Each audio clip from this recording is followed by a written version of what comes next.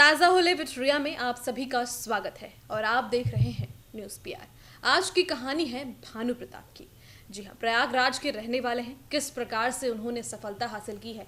5,000 से शुरुआत की थी और अब उनकी कंपनी का टर्नओवर 3 करोड़ रुपए तक पहुंच गया है। कैसे हुआ है ये सब कुछ और किस प्रकार से एंटरप्रेन्योरशिप की जर्नी इनकी रही है, आपको बताएंगे। तो स्टार्टअप का चलन आजकल बहुत ज़्यादा हो गया है। हम सबके मन में कहीं ना कहीं स्टार्टअप को लेकर एक मंशा होती है कि अगर थोड़े पैसे होते, थोड़े कैपिटल होते तो हम कुछ स्टार्ट करते।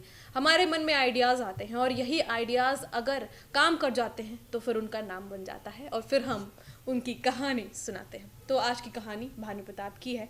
तो पिछले कुछ सालों में ई कॉमर्स प्लेटफॉर्म की डिमांड बढ़ी है। बड़ी कंपनियों के साथ ही छोटे स्टार्टअप्स की भी कॉमर्स प्लेटफॉर्म के जरिए अच्छी कमाई हो रही है। यूपी के अमेठी के रहने वाले भानु प्रताप सिंह ने अपने दोस्त के साथ मिलकर एक ऐसे ई कॉमर्स प्लेटफॉर्म्स की शुरुआत की जहां एक ही प्लेटफॉर्म पर 200 से ज़्यादा ई कॉमर्स साइट से आप मार्केटिंग कर सकते हैं।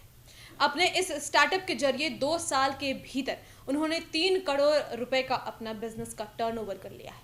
25 साल के भानु प्रताप ने बीकॉम तक की ही पढ़ाई की है, जबकि प्रयागराज के रहने वाले इनके दोस्त 27 साल के हर्षित ने आईआईएम से एमबीए किया है।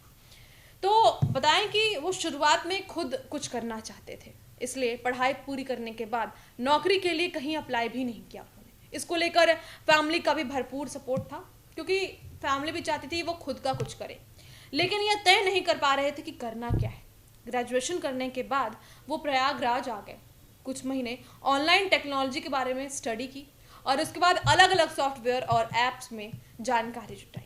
उसके बाद बड़े शहरों के स्टूडेंट्स को रूम के लिए काफ़ी मुश्किलों का सामना करना पड़ता था, वो देखते थे और खुद उन्हें भी दिक्कत हुई थी, उन्होंने यह भी बताया। और इसको लेकर वो एक इंटीग्रेटेड ऐप बनाना चाहते थे जहां ऑनर और कस्टमर दोनों अपनी ज़रूरतें पूरा कर सके, लेकिन बजट की कमी की वजह से यह नहीं हो सका। उसके बाद उन्होंने सोचा कि वो ग्रॉसरी स्टोर का ऐप खोलेंगे, लेकिन वो भी ठीक से नहीं हो पाया।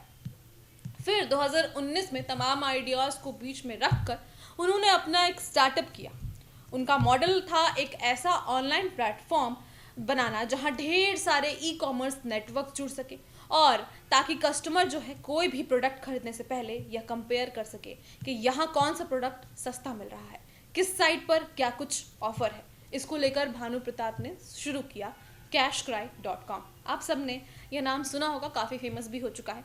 नाम से इन्होंने खुद एक वेबसाइट तैयार की और इसमें करीब 5,000 रुपये का उनका खर्च हुआ था। उस वक्त सिर्फ सोशल मीडिया पर प्रमोट करना शुरू किया। प्रयागराज में कई मॉल और दुकानों के सामने जाकर पोस्टर बांटना शुरू किया, लोगों से बात करनी शुरू की, उसके बारे में इन्फॉर्म करना शुरू किया और इससे कई कस्टमर्स उनके साथ जुड़े।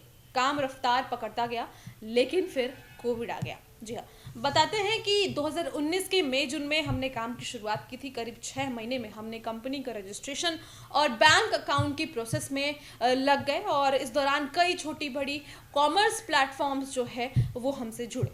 लेकिन 2020 में हमारे लिए सही नहीं रहा, काम रफ्तार पकड़ ही रहा था, उससे पहले कोविड आ गया। हमारे मूवमेंट्स ही बंद हो गए, चारों तरफ नेगेटिविटी थी, कई इन्वेस्टमेंट के लिए भी तैयार नहीं था। और कहते हैं कि हम दोनों को फैमिली सपोर्ट खूब मिला, तब इन्वेस्टर्स भले नहीं मिले लेकिन मेंटर्स इन्वेस्ट हमें मिले। वही बचा रही कि तब खुद को हम संभाल सके और पीछे नहीं हटे। इसके बाद जब लॉकडाउन हटा और मार्केट खुला तो वापस ट्रैक पर लौट आए और इस दौरान हमने कई कैश अवार्ड भी जीते। यूपी सरकार की तरफ से हमें ग्रांट भी मिला और इससे काफ़ी सपोर्ट मिला और इस प्रकार से काम करते गए। फिलहाल 2 साल का इनका अंतराल हुआ है, 3 करोड़ रुपए इनकी कंपनी का टर्नओवर हो चुका है।